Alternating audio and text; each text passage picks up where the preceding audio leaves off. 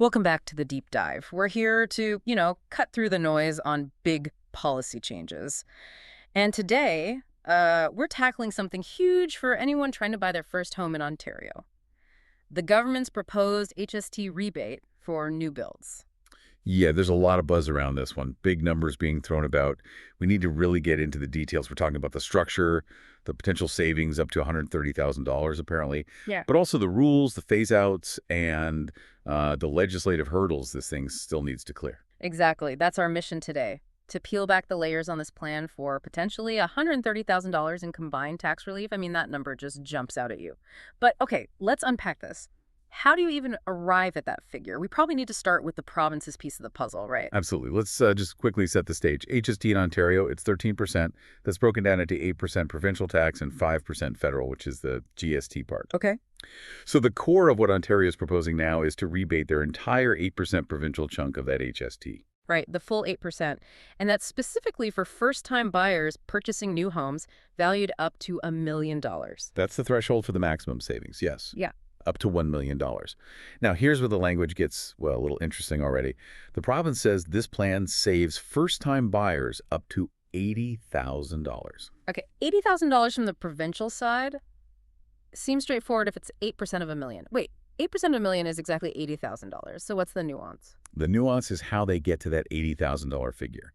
They state it's achieved when this new proposed rebate is combined with provincial relief that, well, already exists. Ah, okay. So it's not $80,000 in new provincial relief on top of everything else. They're bundling existing help into that headline number. Effectively, yes. From a messaging standpoint, they're showing the total provincial benefit under this new proposed system. But, the key mechanism is new rebating the full 8%. That's the part designed to maximize the savings, specifically from the province. And this whole plan is slated for the 2025 fall economic statement. Right. And the stated goals, lowering costs, getting more homes built. Yeah. Hard to argue with those. But hitting that really eye-popping $130,000 total savings figure, the province can't do that on its own, can it? We need the federal government involved. Correct. That $130,000 number is entirely dependent on a federal proposal. When they announced back on May 27th, 2025. And remember that date, May 27th, because it pops up later in the eligibility rules. Okay, May 27th. So the feds control the other 5%, the GST part. What's their proposed contribution here? Their plan is to effectively remove their 5% portion of the GST from qualifying new homes for first-time buyers. If that goes through, the federal piece alone could save buyers up to $50,000. Okay, so you take the potential $80,000 from Ontario, the full 8% provincial part, including existing relief, and add the potential $50,000 from the feds, the 5% GST part. And bingo. 8 plus 5 gives you the full 13% HST relief. On a $1 million home, that maths out to the maximum potential savings of $130,000. It really highlights how interlinked these policies are. It's not just Ontario acting alone. And that seems quite deliberate. Ontario had actually been pushing the federal government to work together on removing HST for first-time buyers. So this new provincial rebate, it's specifically structured to kind of mirror the federal government's proposed GST-HST rebate structure. The idea is alignment, maybe even a single application process down the line. Yeah. Trying to keep it simple for the buyer. Simple. And government tax rebates don't always go hand in hand, but okay, the intent is good. Let's talk complexity, though, because we've covered homes up to $1 million. But what happens, and this is, pretty common in places like the GTA, what happens if the new home costs more than $1 million, say $1.1 million or $1.3 million? Does the benefit just disappear? No, it doesn't just fall off a cliff. This is where the phase-out rules kick in, and it does get a bit more complicated. The structure acknowledges that price point between $1 million and $1.5 million. Right, that $500,000 range. Yeah. So how does it work there? Is it just less money back? Essentially, yes. For homes in that $1 million to $1.5 million bracket, the new Ontario rebate, the 8% one, is designed to follow the same phase-out rules as the proposed federal rebate. So as the price climbs above $1 million, the amount of the rebate gradually reduces. Okay, a gradual reduction. But does it reduce all the way to zero, or is there some kind of minimum amount you still get? There's a floor, a safety net, basically. And this ties back to that existing relief we mentioned earlier. Remember, Ontario already has an existing program, the Ontario HST New Housing Rebate. It provides up to $24,000. Right, the 24K one. That's been around for a while. Exactly. So the way they've structured this new proposal is that the combined relief from both Ontario rebates, the new full 8% one, And the existing 24K one will never drop below that $24,000 floor. Ah, I see. So even as the big new rebate tapers off for houses between, say, $1.35 million and $1.5 million. Correct. In that specific range, $1.35 million to $1.5 million, the phase-out ensures you still end up with at least the $24,000 you would have received under the existing system. So nobody who qualified before is worse off. And just to be crystal clear, this new proposed 8% rebate is in addition to the mechanism that provides the existing $24,000 relief. They work together. Okay, that clarifies the mechanics, sort of. But now let's hit what seems like the biggest asterisk on this whole thing, the dependency factor. You mentioned the provincial plan mirrors the federal one. And relies on it heavily. The implementation of this new Ontario rebate is explicitly subject to the passage of federal legislation. Ontario needs the feds to actually enact their proposed GST removal. Plus, it requires corresponding federal regulatory changes. The province is basically saying, we're ready to go, but we need Ottawa to move first. Wow.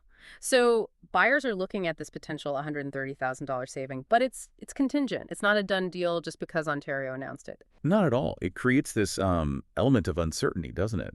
For buyers making decisions now and for builders planning projects too. It's like holding a provincial IOU that needs a federal cosigner. Given that dependency, what are the actual timelines we're looking at? You mentioned that May 27th date. Right. So according to the announcement, the new combined rebate structure would apply if you, the first-time buyer, enter into a purchase agreement with a builder on or after May 27, 2025. That's the start date, retroactively tied to the federal announcement. On or after May 27, 2025. Okay. And how long does this window last? The purchase agreement needs to be signed before 2031, so it's a multi-year window, assuming it all gets implemented.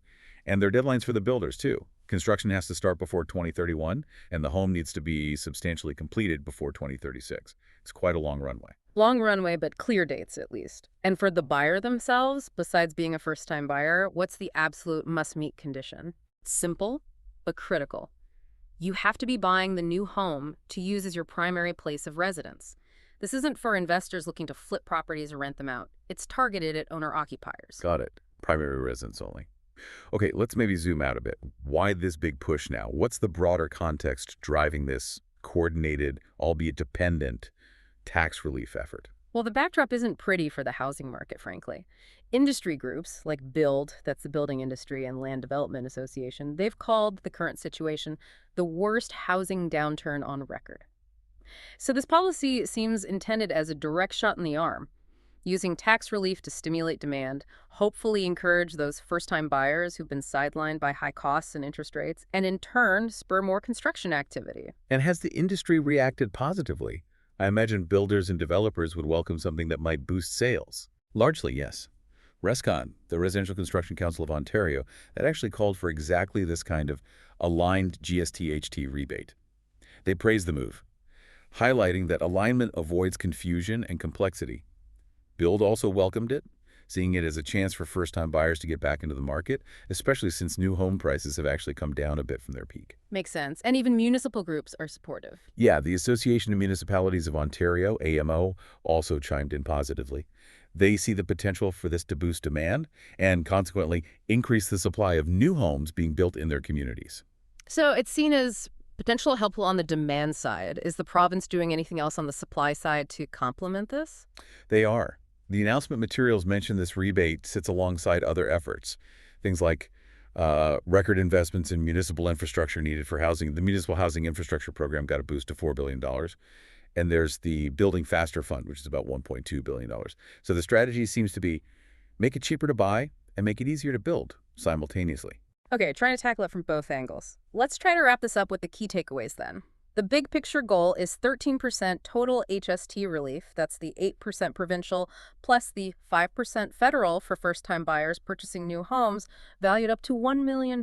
Right, leading to that maximum potential saving of up to $130,000. But, and this is the huge but, that $130K figure, and indeed the whole enhanced provincial rebate structure, is totally dependent on the federal government passing its own legislation to remove the 5% GST. Precisely. And we also have those phase-out rules for homes between $1 million and $1.5 million designed to taper the benefit down, but ensuring you still get at least the existing $24,000 provincial rebate at the higher end of that range. And eligibility requires signing a purchase agreement on or after May 27, 2025 and before 2031 for your primary residence. That sums up the mechanics pretty well. Right. But the dependency, that really is the central point right now. Think about this.